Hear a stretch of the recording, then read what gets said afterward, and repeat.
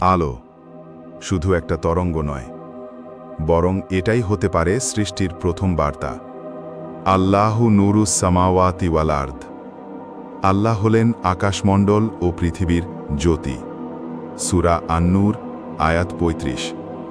Einstein বলেছিলেন, light হলো pure energy, কোনো মাস ছাড়াই। তবু সে ছুটে চলে কোটি কোটি বছর ধরে, কখনো না থেমে।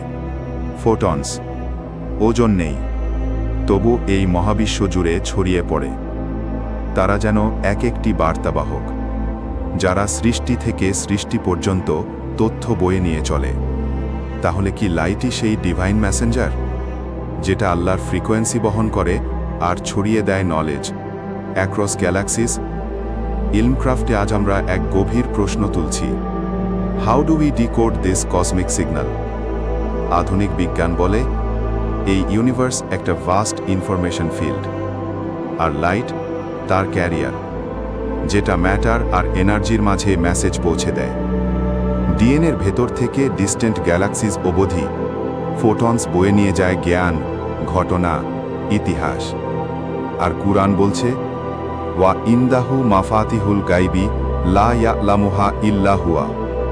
তার কাছেই রয়েছে অদৃশ্যের চাবিকাঠি, তিনি শুধু তা জানেন। সূরা আল আনআম। সব কিছু, এমনকি একটি পাতাও পড়াও, আল্লাহর জ্ঞান ছাড়া ঘটে না। এই আলোকরশ্মি হয়তো সেই ডিভাইন ডেটা সিগন্যাল, যেটা আল্লাহ আমাদের মধ্যে বন্টন করেন ক্রিয়েশনের মাধ্যমে।